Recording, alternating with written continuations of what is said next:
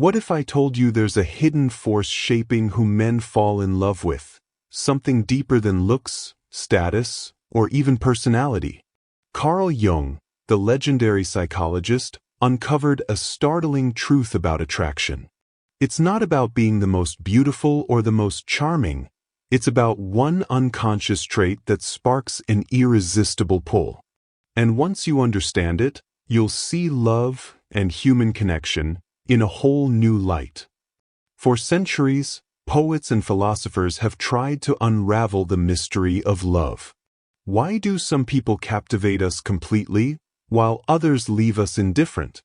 Carl Jung believed the answer lies buried in the depths of the human psyche. He introduced the concept of the anima, the unconscious feminine image living inside every man's mind. This invisible force doesn't just influence attraction, it dictates it. And the women who embody its deepest qualities don't just catch a man's eye, they captivate his soul. So what is this elusive trait? It's not devotion, nor is it mere kindness. In fact, it's something far more powerful. Today, we're diving into Jung's revelations about love, the anima, and the one quality that creates an unshakable bond in a man's heart. To truly grasp why men fall in love the way they do, we must first understand Carl Jung's groundbreaking concept of the anima, the unconscious feminine dimension living within every man's psyche. Jung proposed that the human mind isn't purely masculine or feminine, but rather a dynamic interplay of both. For men, the anima represents the suppressed, often unexplored feminine qualities, intuition, emotional depth, creativity, and even vulnerability that exist beneath the surface of their conscious identity. This inner feminine isn't just a passive shadow. It actively shapes how a man perceives love, desire, and connection. Because it resides in the unconscious, its influence is subtle yet profound, guiding his attractions in ways he may not even recognize. A man doesn't consciously choose who stirs his soul. It's his anima that responds, pulling him toward those who mirror its hidden qualities. This brings us to one of Jung's most fascinating observations. Men don't just admire the feminine externally, they unconsciously project their anima onto real women. Think of it like a hidden filter coloring a man's perception. When he encounters a woman who embodies traits that resonate with his inner feminine, whether it's grace, wisdom, or a certain emotional intensity, something primal clicks into place. This is why attraction can feel so inexplicable, even mystical. A man might describe it as chemistry or a spark, but Jung would argue it's far deeper. It's the recognition of something within himself, reflected back through another. This projection explains why some men become almost enchanted by women who, on paper, might not fit conventional ideals of beauty or compatibility. The anima doesn't follow logic, it follows symbolism. But here's where things get even more intriguing. The anima isn't static, it evolves as a man matures. In its undeveloped form, it might lead to infatuations with unrealistic ideals. Think of the unattainable goddess or the damsel in distress. These early projections are often one-dimensional, more fantasy than reality. Yet as a man grows psychologically, his anima matures too, guiding him toward relationships that aren't just passionate, but transformative. A woman who embodies a developed anima doesn't just flatter his ego or cater to his desires. She challenges him, nurtures his growth, and mirrors back the parts of himself he's yet to acknowledge. This is why Jung believed that love, at its highest level, is less about possession and more about recognition, a meeting of souls where both partners serve as mirrors for each other's unconscious depths. The anima's influence extends beyond romance. It permeates a man's creativity, spirituality, and emotional intelligence. Jung noticed that men who repressed their anima often struggled with rigidity or emotional detachment, while those who engaged with it, through art, dreams, or introspection, accessed greater wholeness. This duality is key to understanding why certain women hold such magnetic power. They don't just appeal to a man's conscious mind, they awaken something dormant within him. Whether it's the way she carries herself with quiet confidence, the depth of her empathy, or her ability to hold space for complexity, she becomes a living bridge between his conscious and unconscious worlds. And that, according to Jung, is where true love begins, not in the flattery of the ego, but in the stirring of the soul. At the heart of Jung's theory lies a revelation. What truly captivates a man isn't superficial charm or even conventional kindness. It's a woman's emotional depth and psychological wholeness. Jung observed that men are unconsciously drawn to women who embody integration, a harmonious balance of masculine and feminine energies within themselves. This doesn't mean she's perfect or without flaws. Rather, she's aware of them. She acknowledges her shadows, strengths, and vulnerabilities without being ruled by them. This self-awareness creates a magnetic presence, an authenticity that resonates on a soul level. A woman who has done the inner work, who has faced her own darkness and emerged with wisdom, carries a quiet power. She isn't seeking completion in a man because she's already complete. And paradoxically, that's what makes her irresistible. This trait is magnetic because it mirrors a man's own unconscious yearning for wholeness. Deep down, every man carries a latent desire to integrate the fragmented parts of himself, the toughness with the tenderness, the logic with the intuition. When he encounters a woman who embodies this balance, it stirs something primal within him. She isn't just a passive object of desire, she becomes a catalyst for his own growth. She challenges him not through force, but through presence. Her emotional depth invites him to explore his own, to step beyond the confines of societal expectations and connect with his authentic self. In this way, she doesn't just fulfill a role in his life, she complements his psyche, filling the spaces he hasn't yet learned to navigate. Jung found echoes of this archetype throughout myths and literature. Take Aphrodite, the Greek goddess of love, who wasn't merely a symbol of beauty but of transformative passion. She represented both creation and destruction, love's ecstasy and its agony, a duality that captivated gods and mortals alike. Similarly, Sophia, the embodiment of divine wisdom in Gnostic tradition, wasn't just knowledge but soulful understanding, a merging of intellect and intuition. These figures weren't one-dimensional ideals. They were complex, whole, and therefore endlessly compelling. Even in modern narratives, we see this archetype in characters who defy simple categorization, women who are strong yet nurturing, independent yet deeply connected. Think of the heroines in literature who linger in our minds long after the story ends, not because they were flawless, but because they were real. This dynamic plays out in everyday life, too.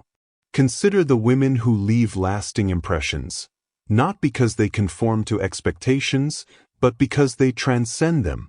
They're the ones who can hold space for a man's vulnerability without diminishing his strength, who inspire him not by demanding change but by embodying it themselves. Their allure isn't manufactured, it's the natural radiance of someone who knows who they are. And that, according to Jung, is the secret. Love isn't about finding someone who fits a predetermined mold. It's about recognizing the person who helps you become more fully yourself. When a man encounters a woman who embodies this wholeness, it's not just attraction he feels. It's a call to something greater, a love that doesn't just fill his heart but expands it. The line between infatuation and true love often comes down to one crucial distinction: projection versus perception. In the early stages of attraction, what a man feels may have little to do with the actual woman before him and everything to do with his unconscious anima at work.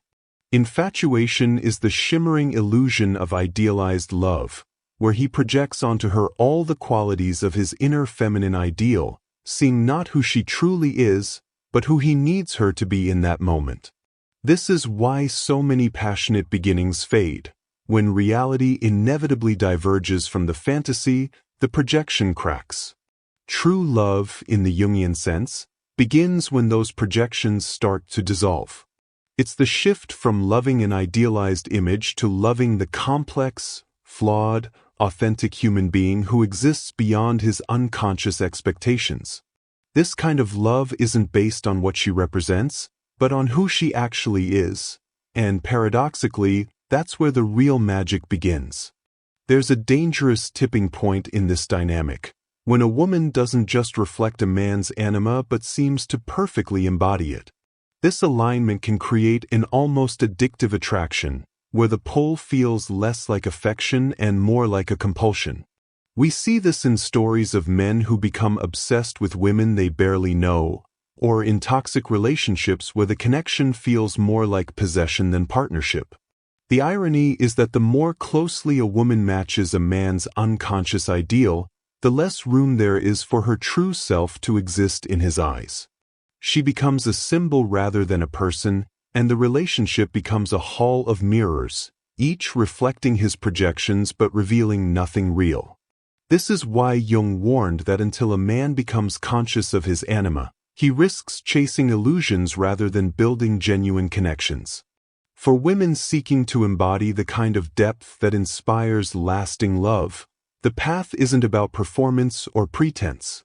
It's not a matter of learning to act a certain way to trigger a man's anima projections.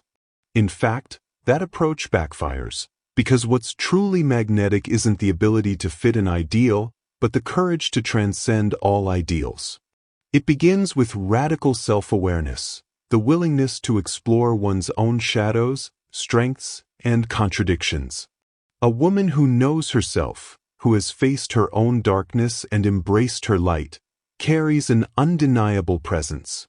She doesn't hide her vulnerability behind a mask of strength, nor does she sacrifice her power in the name of nurturing. Instead, she holds both in balance, embodying what Jung might call the sacred feminine, the integration of compassion and boundaries, softness and steel. This authenticity creates a different kind of attraction altogether.